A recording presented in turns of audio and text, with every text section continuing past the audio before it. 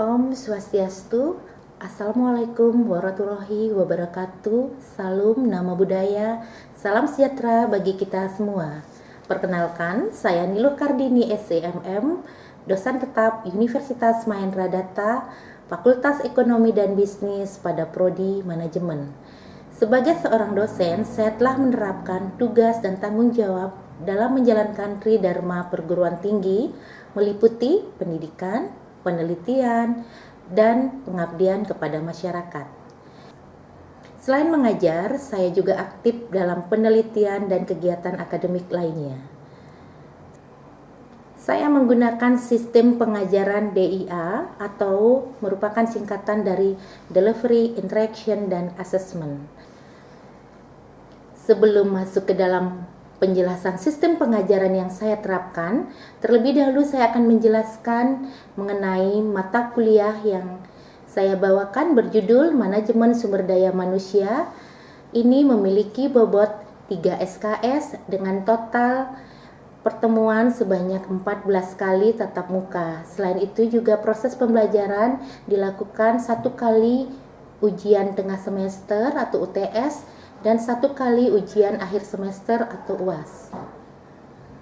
Saya sangat berharap bahwa melalui mata kuliah ini, mahasiswa dapat memiliki pemahaman yang baik dan mampu mengaplikasi konsep-konsep manajemen sumber daya manusia dalam organisasi. Dalam kajian manajemen sumber daya manusia, kita menjelajahi berbagai aspek penting terkait pengelolaan sumber daya manusia di suatu organisasi.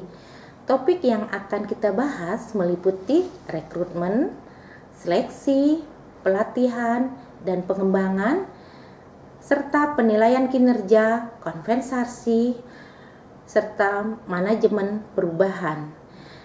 Dalam setiap pertemuan, saya akan menyajikan materi dengan menggunakan metode pengajaran termasuk video pengajaran yang akan saya tampilkan pada sesi kali ini.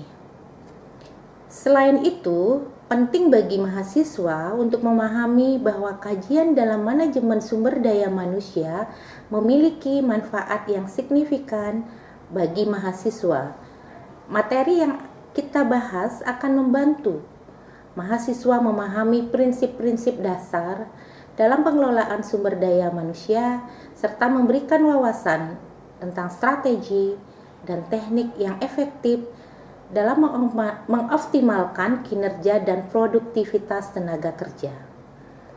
Dengan pemahaman ini juga mahasiswa akan siap untuk menghadapi tantangan dunia kerja dan menjadi seorang profesional yang kompeten dalam bidang manajemen sumber daya manusia. Dalam rangka pencapaian capaian pembelajaran atau CPL yang telah ditetapkan, kita akan menggunakan PMK yaitu pemetaan materi kuliah dan CPMK yaitu capaian pembelajaran mata kuliah sebagai panduan dalam proses pembelajaran. PMK akan membantu kita dalam merencanakan dan mengatur materi kuliah, sedangkan CPMK akan menjadi acuan untuk mengevaluasi pencapaian mahasiswa.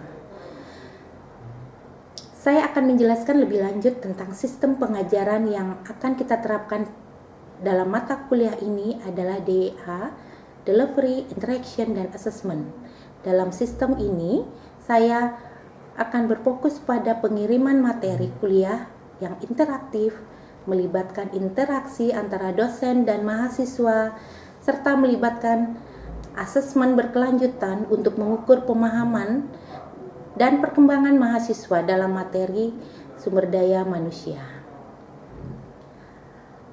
Aspek delivery atau penyampaian, di mana saya menyediakan beragam materi pembelajaran untuk mahasiswa belajar secara mandiri, sehingga materi yang diberikan dapat diterima dengan baik oleh mahasiswa. Interaksi yaitu kegiatan tatap muka antara dosen dan mahasiswa untuk membahas materi kuliah yang akan dilakukan di kelas. Untuk mendukung kegiatan pembelajaran di kelas, saya menggunakan berbagai literatur dari jurnal penelitian, jurnal nasional maupun jurnal internasional, di mana kegunaan tersebut untuk mendukung perkembangan ilmu pengetahuan terkait materi yang saya bawakan. Selanjutnya, kita akan masuk ke aspek interaction atau interaksi. Adapun sistem interaksi di kelas, saya menerapkan sistem SCL, yaitu Student Centered Learning, atau sering disebut dengan pembelajaran berpusat pada mahasiswa. Pendekatan ini bertujuan untuk memberikan peran aktif kepada mahasiswa dalam proses pembelajaran, di mana mahasiswa akan menjadi pusat dan pengalaman belajar mereka sendiri. Mereka akan didorong untuk berpikir kritis, berkolaborasi dengan sesama mahasiswa, dan mengembangkan keterampilan pemecahan masalah yang relevan dengan manajemen sumber daya manusia. Yang terakhir yaitu aspek assessment atau penilaian, di mana aspek assessment yaitu proses penilaian kepada mahasiswa secara objektif sesuai dengan kemampuan mahasiswa itu sendiri. Adapun poin-poin penilaian sudah saya paparkan dalam kontrak perkuliahan sebelum proses pembelajaran di kelas dimulai. Hasil asesmen yang saya lakukan dengan harapan mahasiswa dapat mengetahui proses penilaian yang saya lakukan secara transparan dan objektif. Dengan pemaparan 3 aspek yang saya terapkan dalam proses pembelajaran terdiri dari delivery, interaction, dan assessment, selanjutnya saya akan menampilkan proses pembelajaran yang saya lakukan di kelas dengan micro teaching secara luring, yaitu mata kuliah manajemen sumber daya manusia. Selamat menyaksikan. Terima kasih. Om Santi Santi Santi Om. Selamat pagi semua. Pagi. Baik, senang rasanya Ibu bisa mengajar lagi di kelas semester 2 pada materi kuliah manajemen sumber daya manusia. Untuk absensi, Ibu akan menggunakan e-kampus kalian. Untuk absensi silakan di cross check. Sudah ya? Jadi absensi sudah. Jadi bagi yang belum tahu Ibu, jadi pada hari ini pertemuan kali ini adalah pertemuan perdana kita yang pertama kali. Jadi Ibu akan memperkenalkan diri dulu. Nama Ibu Hilkar ini SIMM. Nah, perkuliahan tatap muka ini dengan aturan serta tata cara dan tata tertib mohon ditaati bersama. Ponsel Anda di silent, pakaian sudah rapi, serta menjaga kebersihan, dan nanti akan ada tugas serta evaluasi yang akan kita dosen berikan untuk materi perkuliahan pada pagi hari ini. Untuk materi perkuliahan pada pagi hari ini adalah manajemen sumber daya manusia dengan sub materi pengertian manajemen sumber daya manusia, fungsi-fungsi MSDM, serta MSDM sebagai bisnis meraih keunggulan kooperatif dan kompetitif. Untuk materi kuliah saat ini, Ibu sudah share juga di Google Classroom kalian. Nanti kalian bisa cek sendiri materi yang Ibu paparkan pada hari ini. Nah, capaian untuk pencapaian pembelajaran hari ini adalah bisa disimak. Setelah mengikuti ini, seluruh mahasiswa mampu memberikan pengertian apa itu manajemen sumber daya manusia, fungsi-fungsi manajemen sumber daya manusia, serta MSDM sebagai bisnis meraih keunggulan yang komparatif kompetitif, sehingga ruang lingkup aktivitas manajemen yang baik pada perusahaan Anda ketahui. Baik, Ibu lanjutkan untuk pengertian manajemen. Ada yang mengerti atau pendapat membaca apa sih itu manajemen? Sebelum kita memasuki manajemen sumber daya manusia itu apa? Jadi kita akan mengulas satu persatu dulu manajemen. Banyak ahli yang menyatakan untuk pengertian manajemen bisa kalian lihat di beberapa teori, tetapi di sini kita simpulkan manajemen itu berasal dari kata manage. Manage yang berarti adalah mengatur, mengurus serta mengelola. Banyak sekali para ahli menyampaikan pendapat tentang apa itu manajemen. Nah, dapat disimpulkan bahwa manajemen adalah suatu proses yang terdiri dari rangkaian kegiatan seperti perencanaan, pengorganisasian, penggerakan, pengendalian, pengawasan yang dilakukan untuk menentukan dan mencapai tujuan yang telah ditetapkan oleh suatu perusahaan. Jadi itulah manajemen. Tapi bagaimana dengan manajemen sumber daya manusia? Nanti kita akan bahas. Ibu next. Dari belajar fungsi manajemen bisa kita ketahui apa aja sub yang terdapat dalam fungsi manajemen itu. Yaitu yang pertama tadi apa? Perencanaan atau planning. Yang kedua, pengorganisasian atau organizing. Yang ketiga, penyusunan personalia yang dikenal dengan staffing. Terus dilanjutkan pengkoordinasian, yaitu coordinating serta penyusunan anggaran, yaitu budgeting ya. Jadi itulah dari fungsi manajemen secara umum. Sekarang kita akan membicarakan secara kompleksnya apa itu pengertian manajemen sumber daya manusia. Tadi sudah belajar tentang manajemennya, pengertiannya. Sekarang tentang sumber daya manusia. Ada siapa namanya? Lagi Pak, silakan dibaca. Apa itu pengertian sumber daya manusia? Oh ya, ada yang bisa membantu Ibu? Namanya siapa? Darmi. Silakan Darmi dibaca untuk pengertian sumber daya manusianya. Pengertian sumber daya manusia. Manusia yang bekerja pada suatu organisasi. Itu yang pertama. Yang Yang kedua, ada potensi manusia sebagai penggerak organisasi dalam mewujudkan asistensinya. Yang ketiga, ada merupakan aset yang berfungsi sebagai modal non material di dalam organisasi bisnis yang dapat diwujudkan menjadi potensi nyata secara fisik dan non fisik mewujudkan eksistensi organisasi. Ya, terima kasih Darmi. Jadi Ibu jelaskan lagi, sumber daya manusia itu sendiri adalah merupakan yang terpentinglah aset perusahaan, tapi non material dan non finansial. Nah, kalian ketika bekerja di suatu perusahaan, Anda dipertahankan oleh suatu perusahaan, Anda adalah asetnya. Soft skill dan skill yang Anda miliki adalah aset dari setiap perusahaan. Ya, dan sampai sana sudah dipahami dulu, sudah ya. Jadi kita akan melanjutkan pengertian manajemen sumber daya manusia beberapa ahli yang bisa kalian nanti baca dan pelajari. Ini hanya beberapa contoh aja menurut para ahli, tapi sangat banyak teoritis yang dikembangkan ya.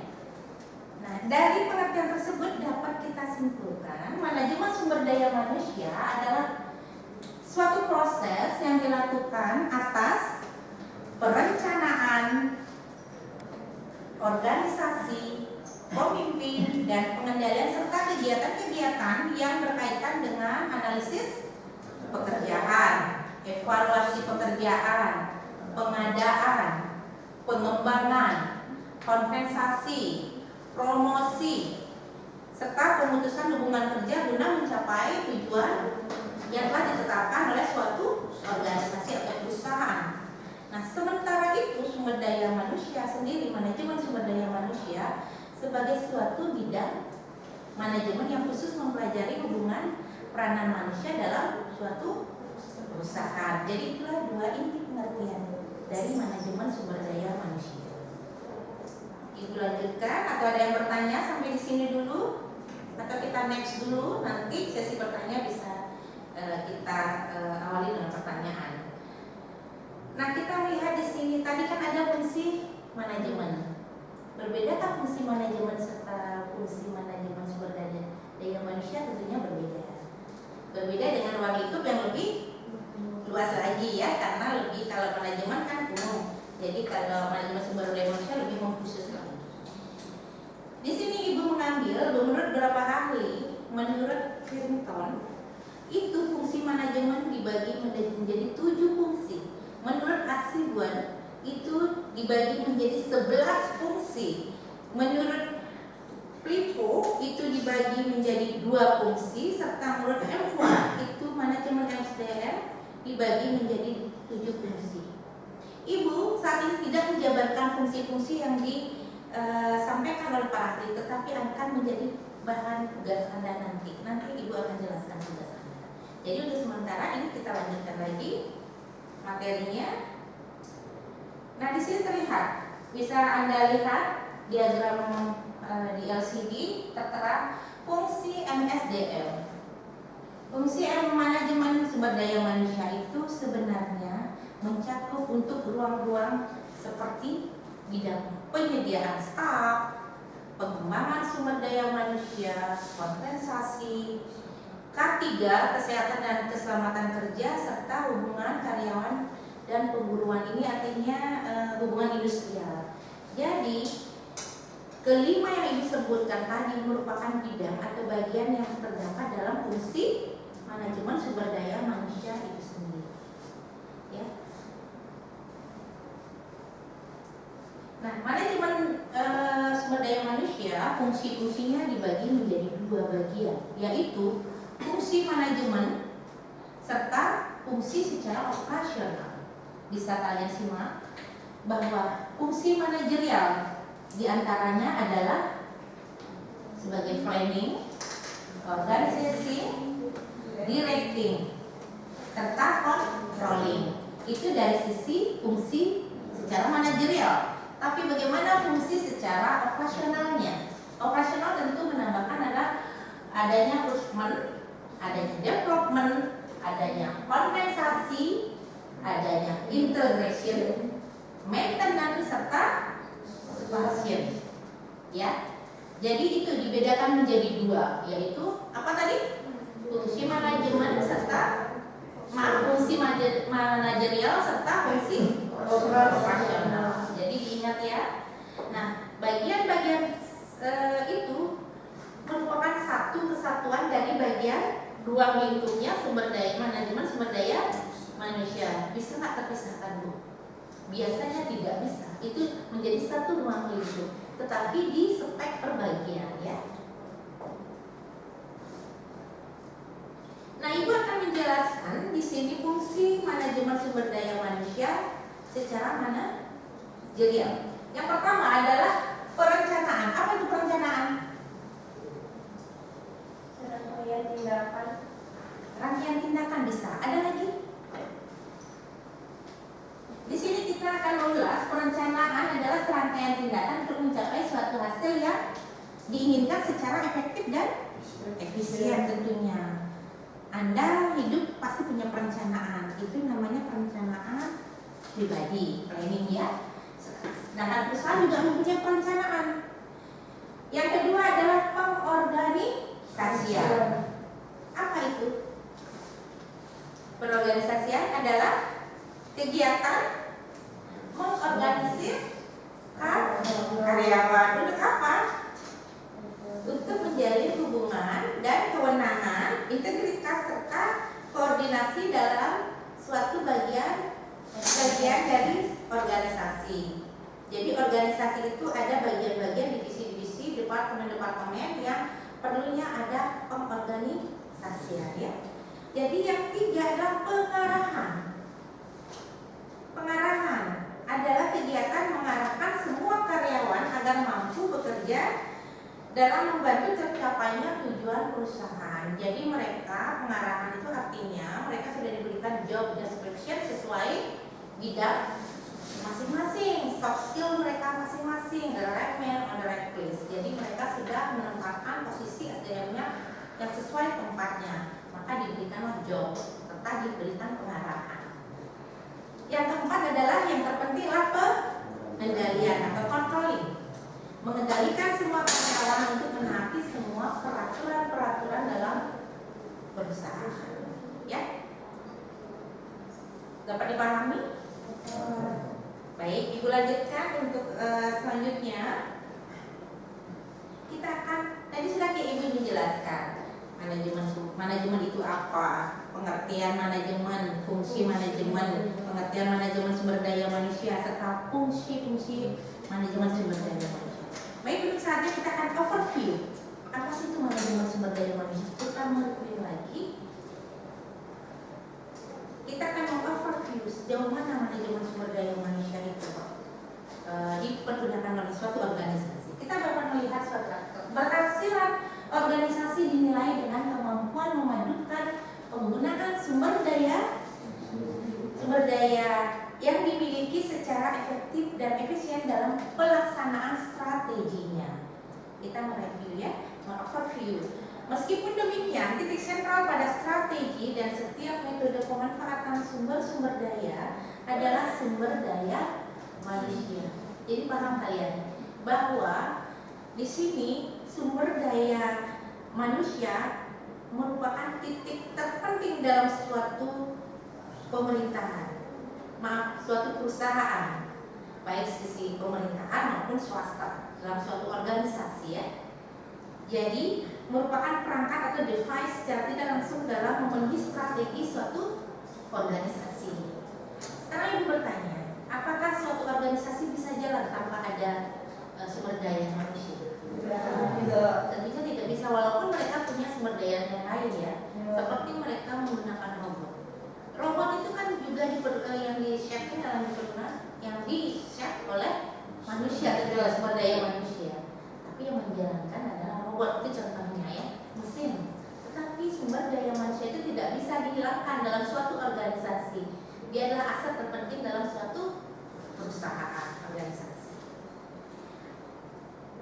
Terus ada kemampuan organisasi dalam mendapatkan dan memelihara, meningkatkan kemampuan serta mempertahankan SDM-nya menjadi penentu keberhasilan dan kegagalan organisasi.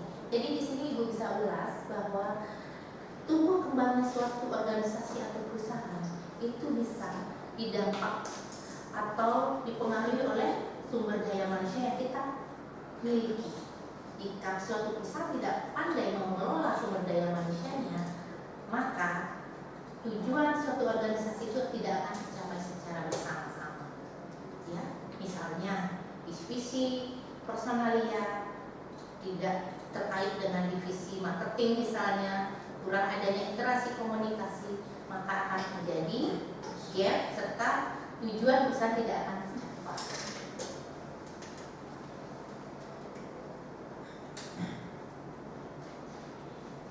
Nah, di sini secara konseptual, apa itu pengelolaan suatu sumber daya manusia dalam suatu organisasi itu memiliki sasaran, yaitu untuk memahami apa sebenarnya konsep yang diterapkan, konsep MSDM yang diterapkan oleh suatu perusahaan. Yang kedua adalah mengembangkan cara berpikir secara kritis serta analisis yang tepat dalam memanage suatu perusahaan.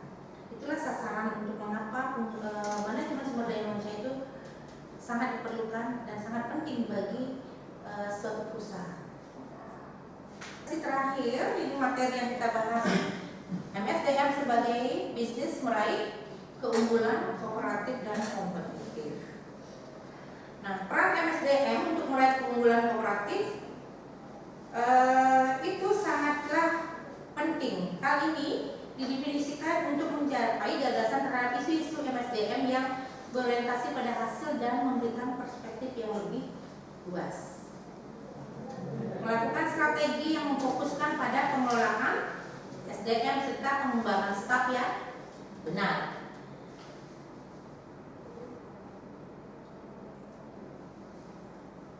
Nah, itu secara kooperatif. Dan ini pendekatan SDM untuk menciptakan keunggulan secara kompetitif. Ini ada strategi partner.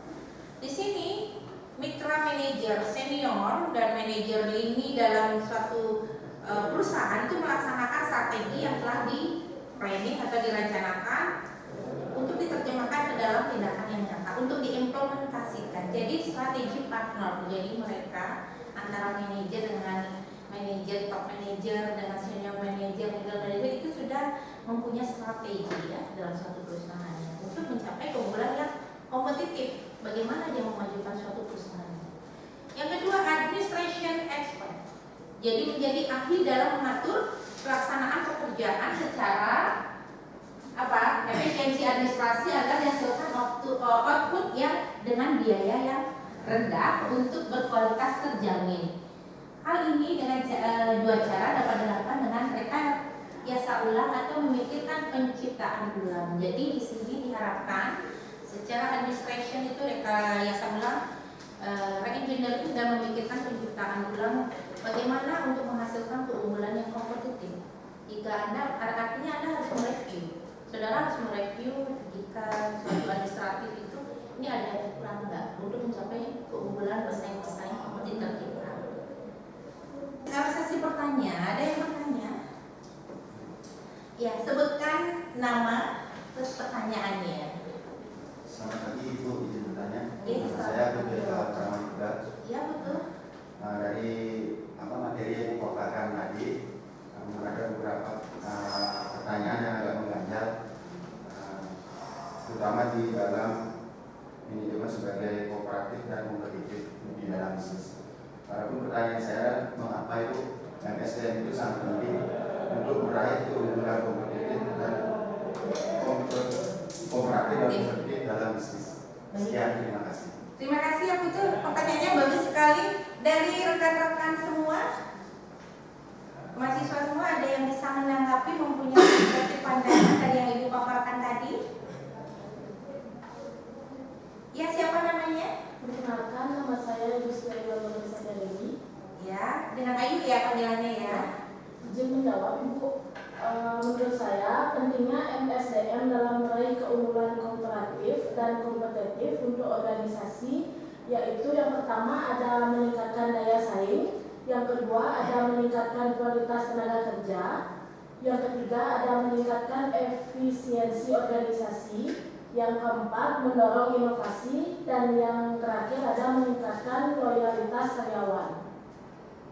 Iya, bagus sekali ya. Sudah jawabannya Ayu. Ada yang lagi bisa menambahkan? Ya. Tadi siapa namanya? Darmi ya? Ya, saya dari menurut saya mengapa SDM itu sangat penting meraih keunggulan kooperatif dan kompetitif dalam bisnis, karena manajemen sumber daya manusia itu dalam perusahaan adalah aset yang sangat penting yang dapat mengelola dan mengembangkan sumber daya manusia yang bertujuan meningkatkan kinerja individu dan organisasi secara keseluruhan dalam perusahaan. Ya, bagus sekali ya jawabannya Darmi juga. Ayo, aplaus buat teman kalian yang sudah menjawab. Bagus ya untuk sebagai bahan evaluasi. Jadi Ibu bisa simpulkan di sini MSDM dalam hal ini memiliki peran kunci. Ya, peran kunci dalam meraih keunggulan baik kompetitif maupun kooperatif. Kenapa? Karena di sini MSDM sudah merancang strategi yang bisa mereka pergunakan untuk berkompetisi dalam suatu perusahaan, melibatkan karyawan sebagai aset yang berharga tentunya ya. Tapi menambahkan jawaban Hadi tadi sudah dipaparkan juga. Ayu ya, maaf, Ayu ya, sudah dipaparkan juga. Jadi itu tujuannya adalah perusahaan dapat menciptakan lingkungan kerja yang baru sehingga mereka lebih produktif, aktif, inovatif, dan mampu berdaya saing dengan kompetitor yang lain. Kurang lebih itu bisa memahami ya. Jadi peran penting. Jadi MSDM dalam hal ini sangat berperan penting sehingga untuk meraih dan untuk meningkatkan lingkungan baru kita daya saing, kita harus bersaing memenangkan keunggulan secara komparatif dan kompetitif tentunya.